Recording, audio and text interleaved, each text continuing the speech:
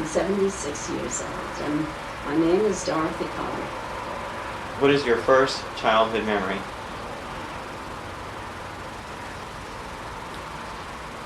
I remember a picture that that was being taken of me.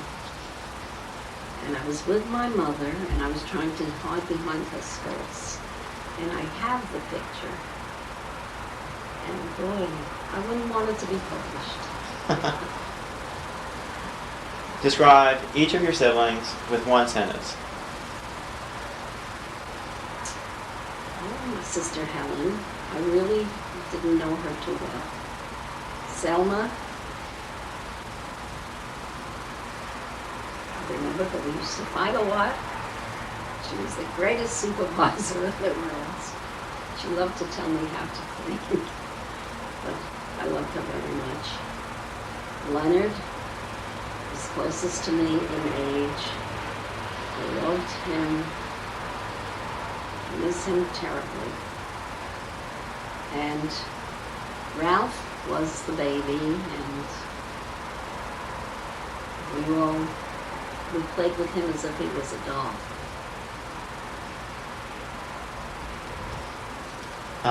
When you were growing up, who was your favorite non-parental relative and why?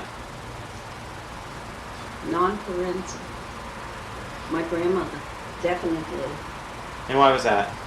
Because I loved her with all my heart and soul.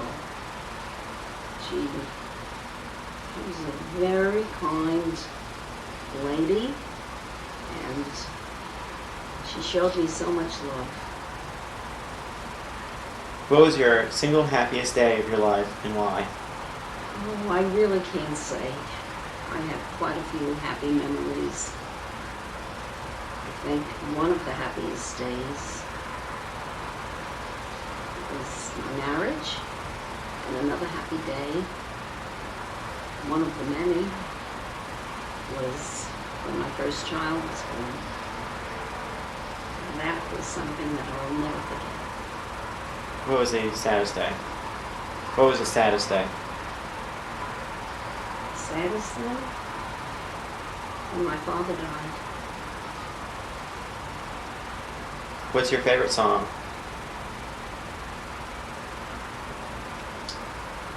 One that Al sings to me all the time, Embraceable You.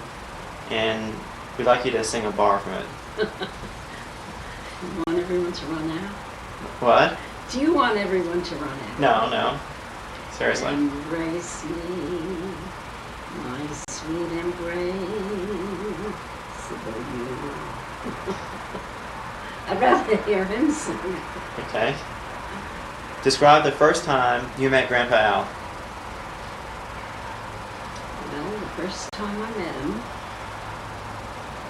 I was introduced to him as Joe's son.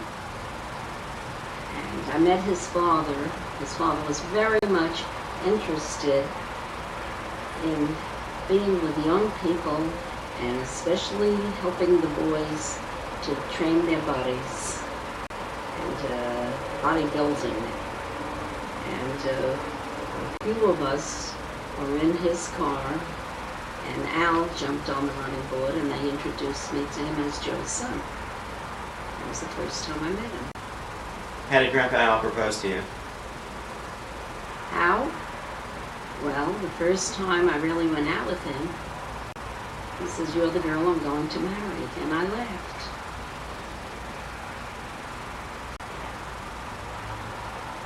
What did you do when he said that? What did I do? I certainly didn't believe it. In your opinion, what's Grandpa Al's best quality? In your opinion, what's Grandpa Al's best quality? Well, when I first met him, I really wasn't in love with him. I liked him very, very much. I thought he was just a wonderful person to be with. And he was a very smooth talker. And we had many, many interesting conversations. And he never made a move to be fresh He was a perfect gentleman, and I just liked being with him. Describe each of your children in one sentence. Well, Michelle, when she was born, she was just a beautiful little baby. I think I was a little bit afraid to take care of her. Spencer, I couldn't describe him in one sentence for anything in the world. He was just the most adorable, good-natured baby with a lot of love.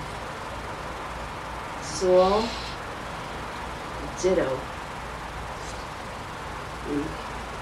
He was like a toy to the other children. By that time, Al knew how to take care of children, and it was a joy to watch him taking care of Saul. What was it like raising my father, Spencer? As I said before, he was the one in the family that everybody knew. I was Al's wife and I was Spencer's mother. Grandpa Al, please state your name and age.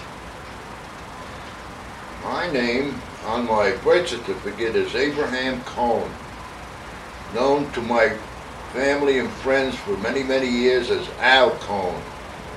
I'm going to be 77 next month, and I guess that's getting on in years, a pair of sevens. Why don't most people call you Abe instead of Al? Or in reverse, why don't most people call you Al instead of Abe? Most people call me Al because for some reason when I was a youngster, the guys in the neighborhood stuck the name on me as Al. Okay, we're back. In your opinion, what is Dorothy's best quality?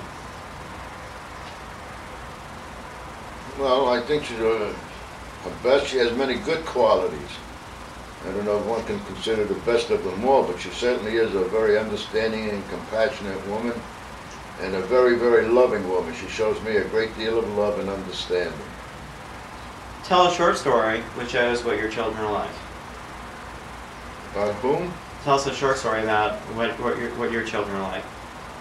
What my children are like? Yeah. I think they're all beautiful. Every one of my children. That includes my grandchildren. They're all beautiful. I love the love that is going on in my family with all of our children. I can't think of anyone that would be happier in that area. What was the funniest thing my father did while growing up? The funniest thing?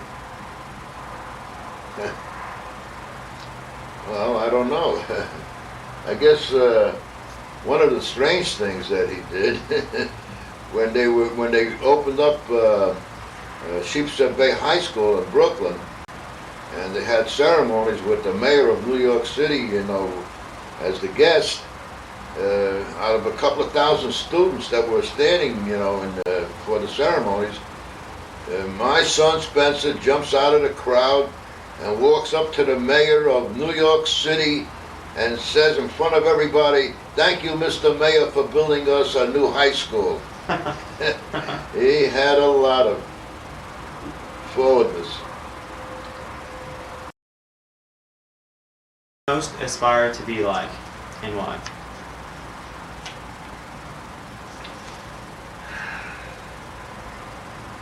I don't think I have anybody in particular, you know, that I would like to be like. I would like to be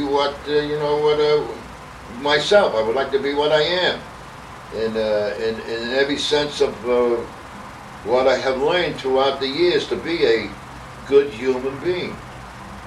I can't put anybody up on a pedestal.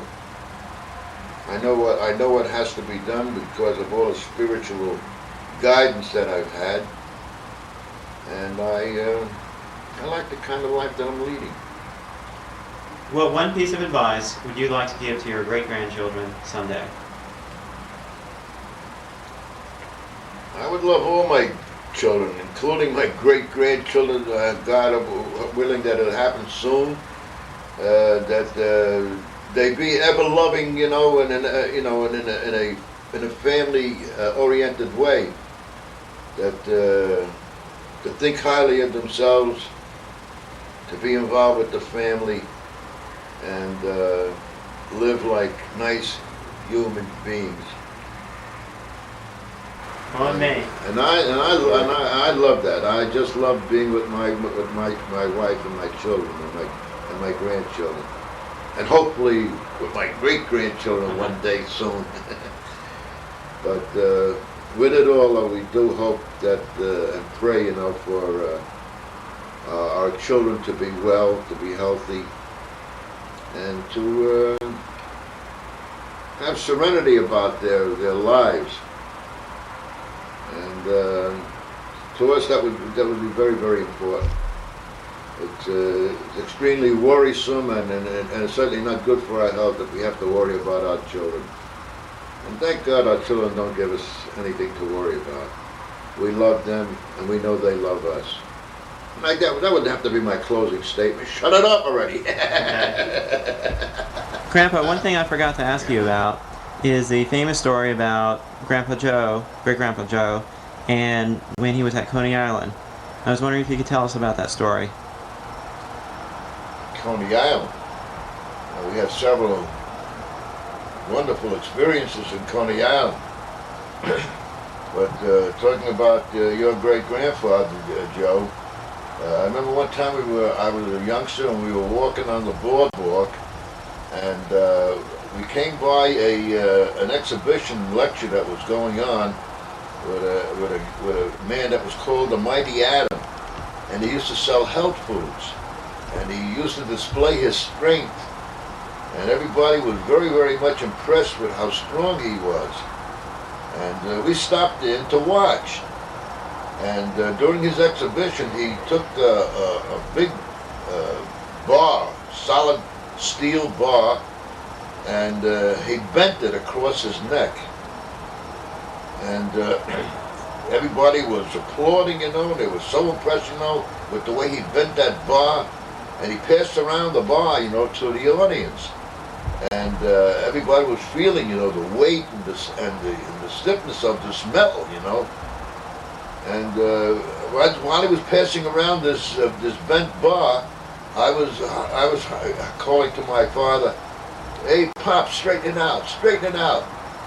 And a lot of people, they started laughing. They said, "Straighten it out." And the Mighty Adam, who was on the stage, says, "Hey, mister, if you can straighten it out," he says, "I'll give you a year's supply of health foods." So that's one thing about your great-grandfather, Joe. You give him a challenge, he would accept it. And ordinarily he wouldn't, you know, just volunteer for it, but because he was challenged, he took the bar and he straightened it out. He straightened it out faster than the guy had taken to bend it. So everybody looked on in amazement, you know, and there was a big to-do, and he became very friendly with the Mighty Adam, you know, and so on and so forth. But that was one experience that I remember in Coney Island, that I was able to show off my father, you know, his wherewithal. But he was a very, very, you know, low-key person, your great-grandfather. But that was a Coney Island experience.